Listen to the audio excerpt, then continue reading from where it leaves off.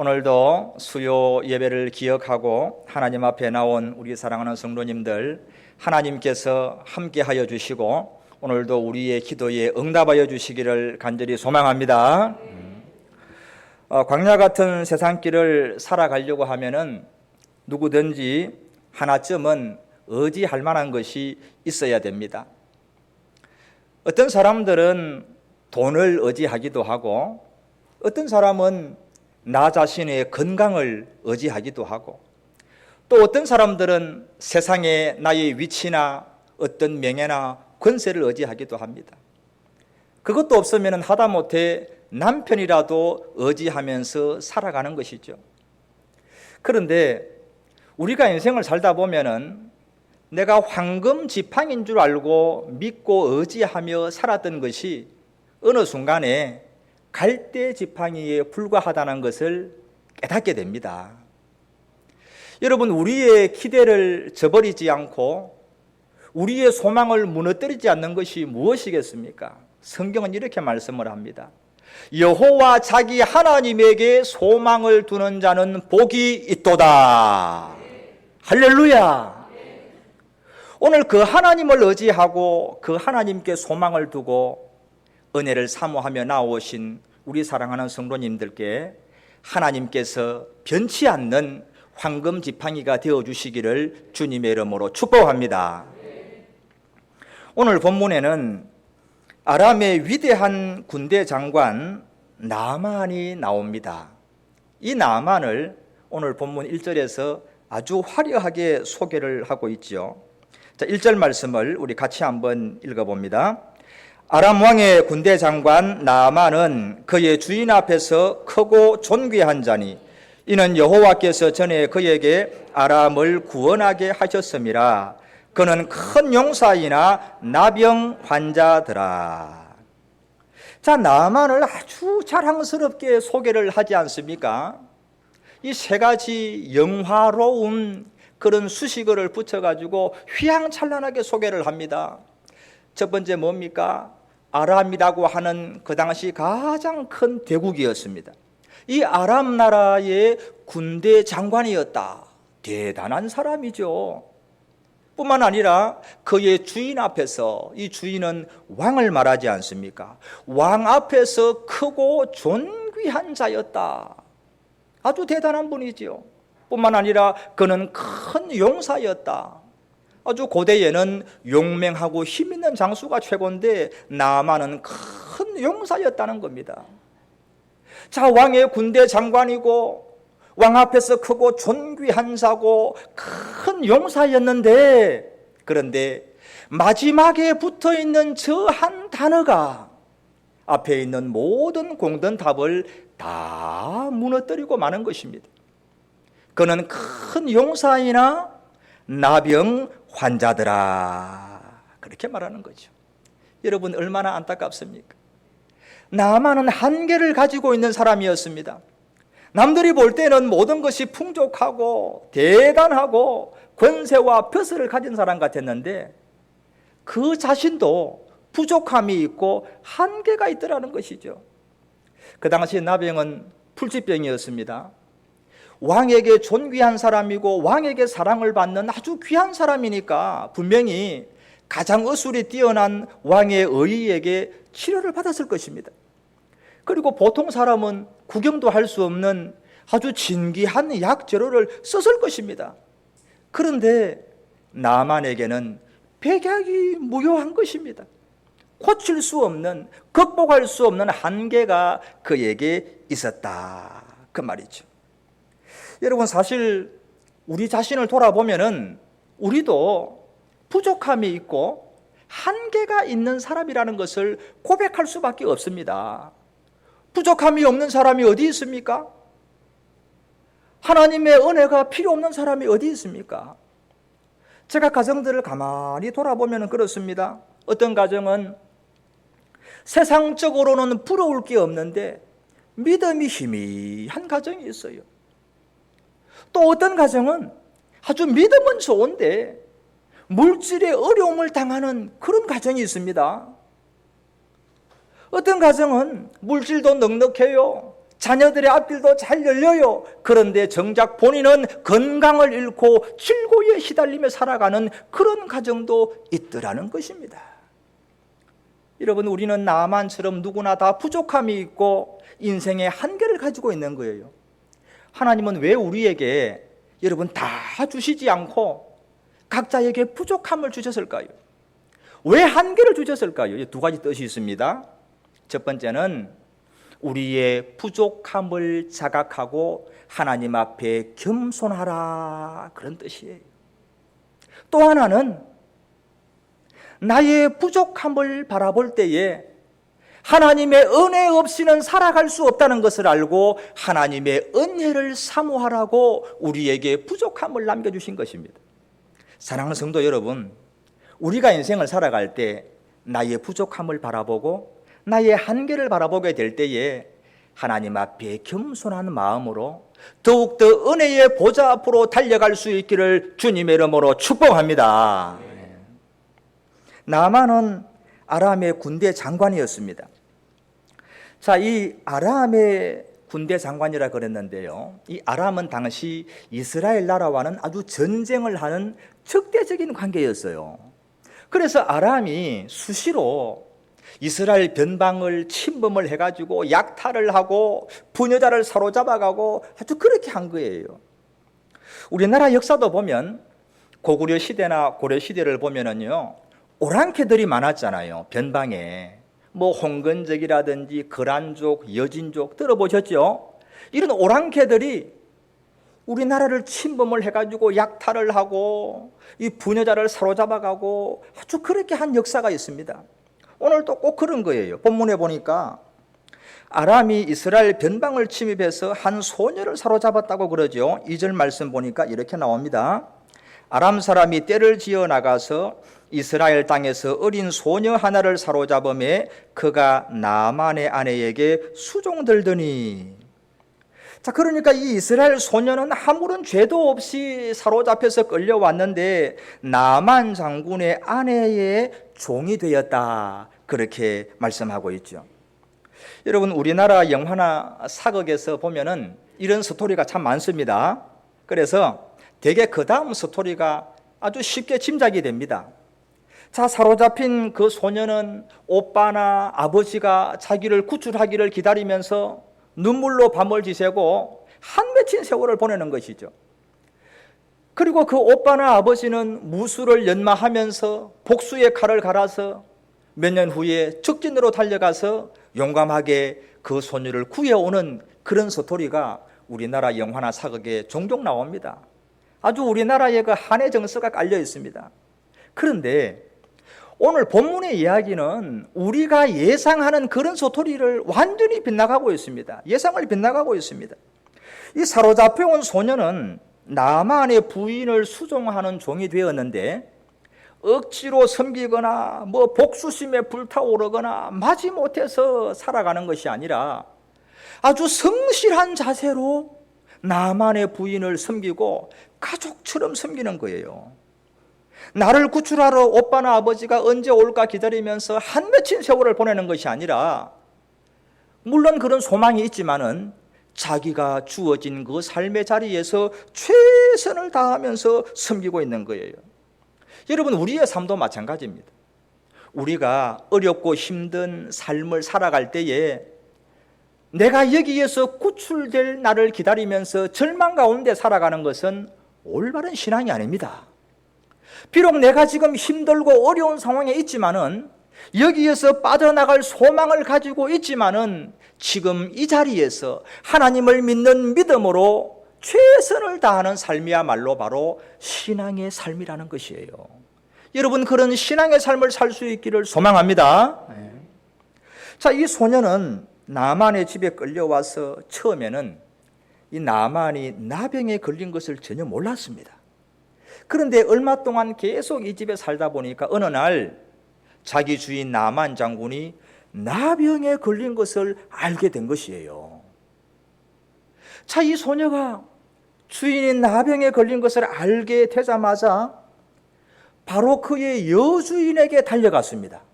그리고는 이렇게 말을 하는 겁니다. 자, 여러분 3절 말씀 한번 보십시오. 자, 여주인에게 달려가서 이 소녀가 하는 말입니다. 3절을 같이 봅니다.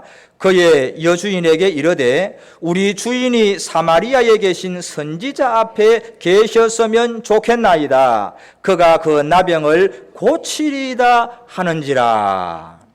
자, 이 사마리아에 계신 선지자는 엘리사 선지자를 말합니다. 아주 능력 있는 종이었죠. 이 소녀는 자기를 사로잡아서 종으로 삼은 그 나만, 철천지 원수 아닙니까? 자기를 사로잡아 가지고 이국 땅에서 종이 되게 했으니까. 그런데 그 나만의 병을 고치기 위해서 사마리아로 가라고 간청을 하고 있는 겁니다. 여러분, 이런 선한 마음을 품기가 어렵습니다. 보통 사람 같으면 어떻게 하겠어요? 아니, 죄 없는 나를 사로잡아 오더니만은 아주 천벌을 받는구나. 아주 속으로 쾌재를 불렀을 것입니다. 그런데 이 소녀는 오히려 나병에 걸린 그 주인 나만을 긍휼히 여기고 있는 것이에요. 여러분, 이것이 바로 그리스도의 성품이 아니겠습니까? 우리 성도들은 긍휼의 마음을 품어야 됩니다. 여러분, 왜 우리가 긍휼의 사람이 되어야 됩니까? 하나님 말씀하셨어요. 긍휼이 없는 자에게는 긍휼 없는 심판이 있으리라. 그렇게 말씀하셨어요. 예수님께서 말씀하셨습니다. 긍휼히 여기는 자는 복이 있나니 그들이 긍휼히 여김을 받을 것임이니라. 아멘.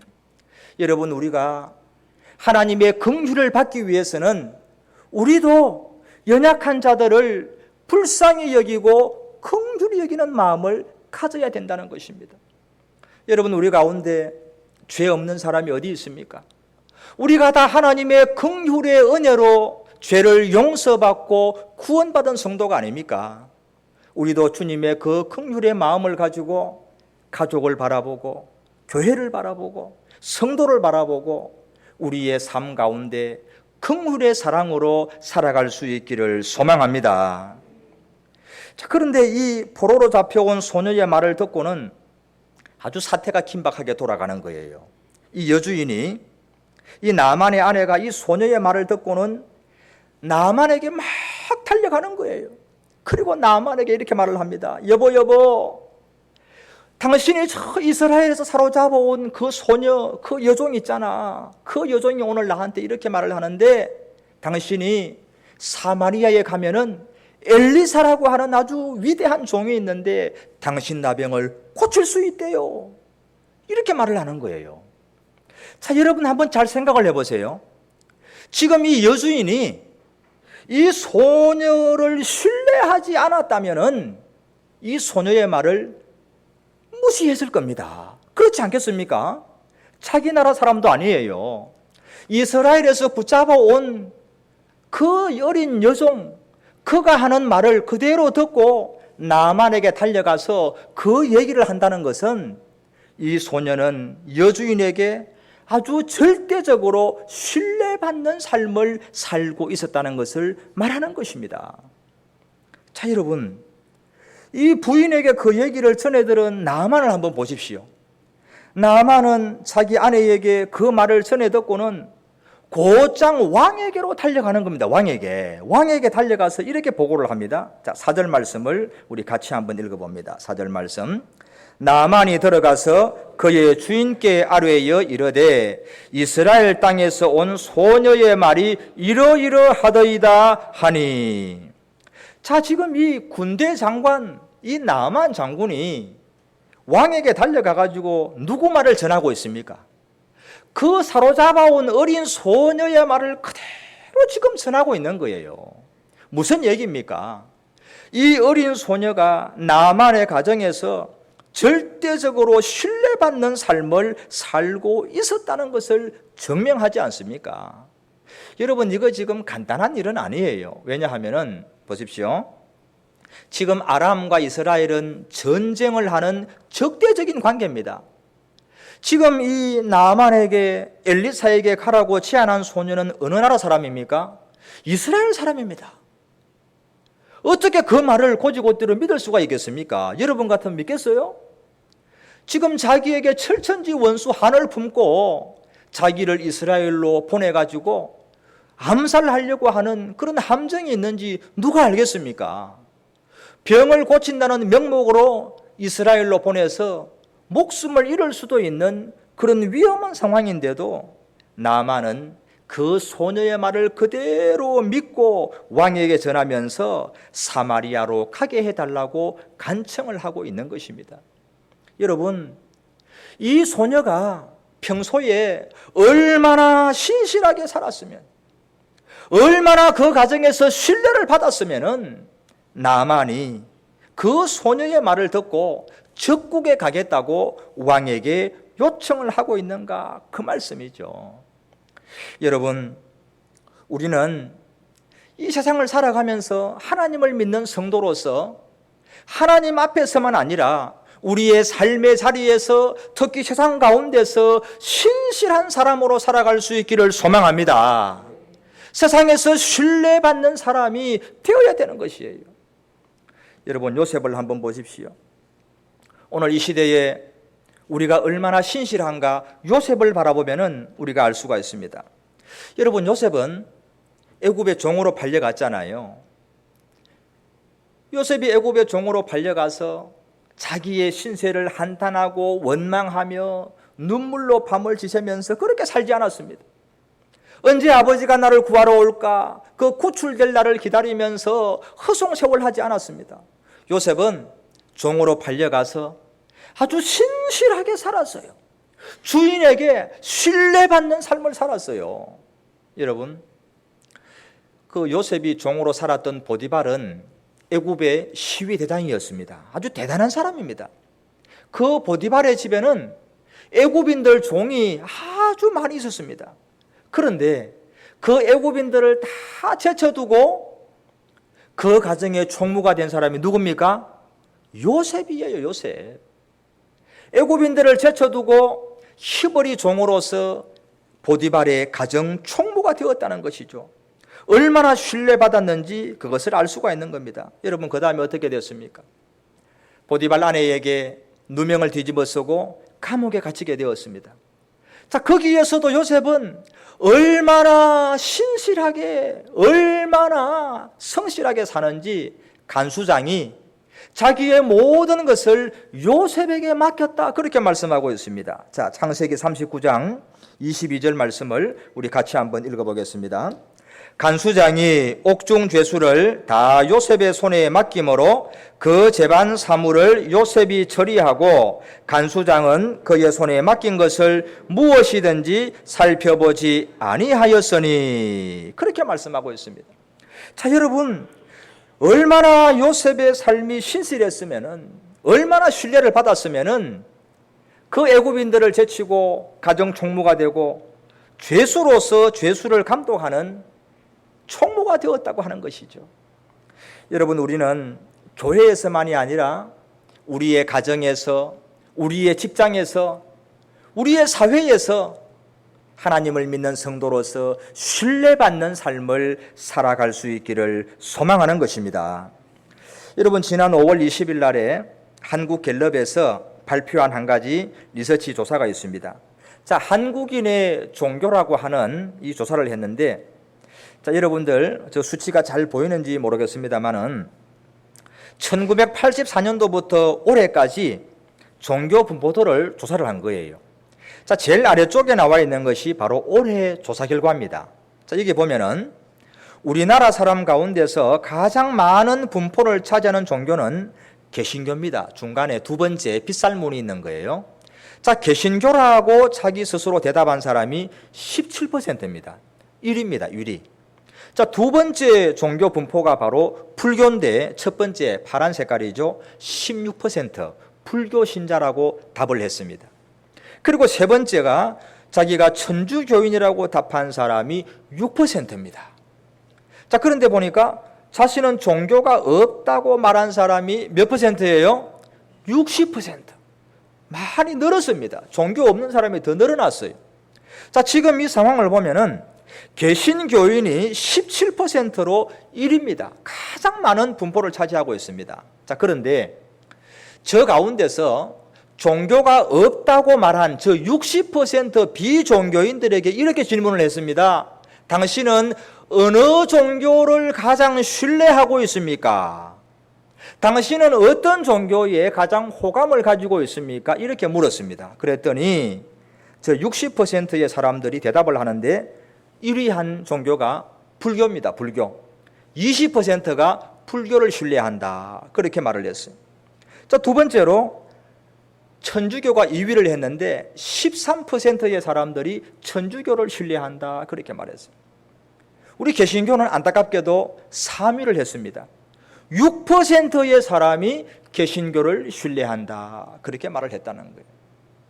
여러분, 지금 우리는 하나님을 잘 섬기고 믿음으로 살고 진리를 가지고 있는 종교라고 우리 스스로 분명히 믿고 있습니다. 그것은 사실입니다. 그러나 교회 바깥의 사람들이 우리를 바라볼 때에는 우리 교회를, 우리 성도들을 신뢰하지 못하고 있다는 것이죠. 여러분, 우리는 오늘 이 여성을 바라보면서, 이 소녀를 바라보면서 우리는 좀 더 신뢰받는 부모가 되기를 원합니다. 신뢰받는 교회가 되기를 원합니다. 신뢰받는 성도가 되기를 원합니다. 그래서 우리가 당당히 나가서 하나님의 복음을 능력 있게 전할 수 있는 우리 신앙이 될 수 있기를 주님의 이름으로 축복합니다. 여러분, 이 소녀는 그 가정에서 신뢰받는 것에서 그친 것이 아니라 아주 굳건한 믿음을 가지고 있는 소녀였어요. 아주 굳건한 믿음의 소녀였어요. 이 소녀는 엘리사를 만난 적이 없을 것입니다. 소문만 들었을 거예요. 왜냐하면은 그 당시 엘리사의 아주 그 위치를 생각해 보면은 이런 이름도 없는 소녀가 엘리사를 만날 수 있는 기회가 없었을 것입니다. 자, 그럼에도 불구하고 이 소녀는 그의 여주인에게 얼마나 확신에 찬 말을 하고 있는지 아주 놀랍습니다. 자, 3절 말씀을 우리 다시 한번 읽어봅니다. 3절 말씀, 이 소녀가 여주인에게 나아만을 소개하는 그 장면을 다시 한번 읽어보겠습니다. 그의 여주인에게 이르되 우리 주인이 사마리아에 계신 선지자 앞에 계셨으면 좋겠나이다. 그가 그 나병을 고치리이다 하는지라. 아주 확신에 차 있지 않습니까? 나아만이 엘리사에게 가기만 하면은 분명히 병을 고칠 수 있다고 아주 확신하고 있는 거죠. 여러분, 지금 어느 안전이라고 허튼 소리를 할 수 있습니까?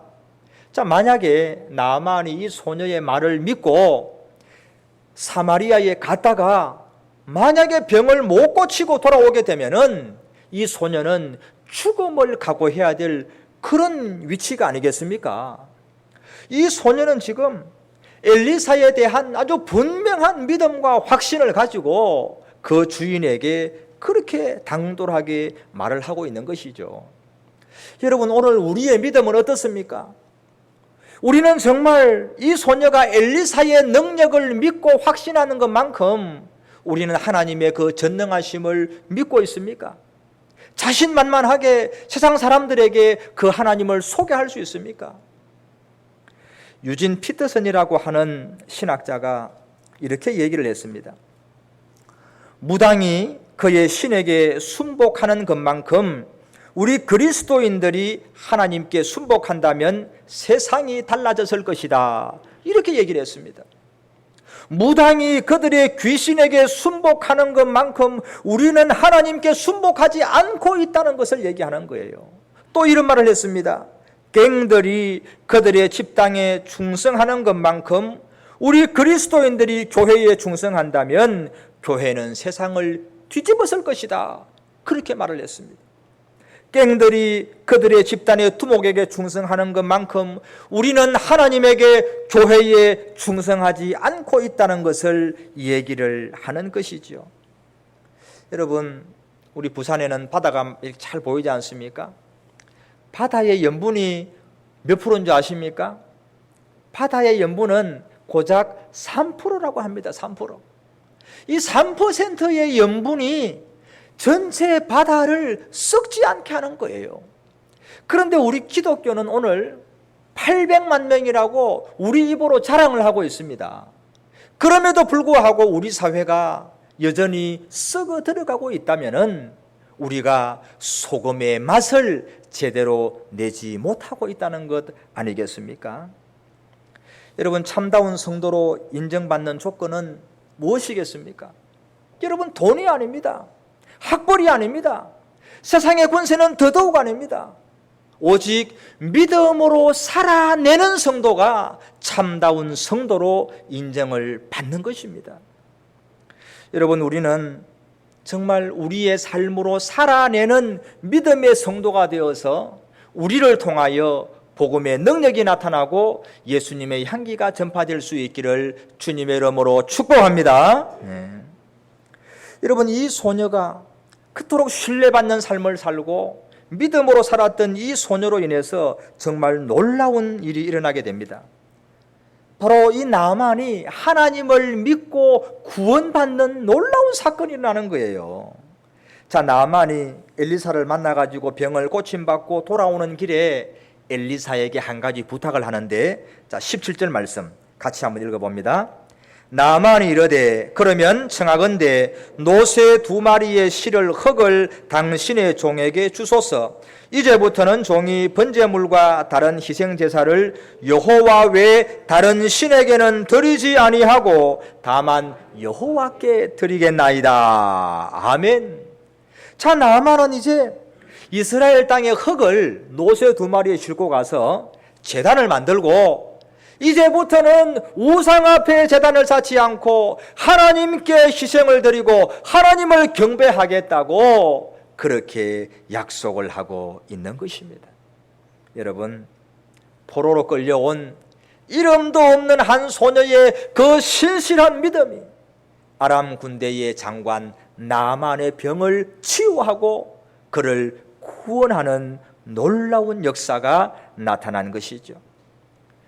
여러분, 비록 이름도 없고 아주 연약한 한 소녀에 불과했지만은 고통받는 사람을 긍휼히 여겼던 그 소녀, 어떤 자리에 있든지 누가 보든지 보지 않든지 자기의 삶에서 신뢰받는 삶을 살았던 그 소녀, 엘리사에 대한 분명한 믿음의 확신을 가졌던 그 소녀, 그 소녀를 통해서 하나님은 나만을 치유하고 구원하고 영광을 받으신 것입니다. 사랑하는 성도 여러분, 오늘 우리가 우리의 삶을 살아가면서 우리도 긍휼의 마음을 품기를 원합니다. 그리고 교회에서만이 아니라 우리의 삶의 모든 자리에서 신뢰받는 성도가 되기를 소망합니다. 그리고 하나님을 향한 절대적인 믿음의 확신을 가지고 병들어 신음하는 이 나라와 이 민족과 이 사회를 치유하고 구원하는 축복의 통로로 쓰임받는 하나님의 성도가 될 수 있기를 주님의 이름으로 축복합니다. 우리 찬양합니다.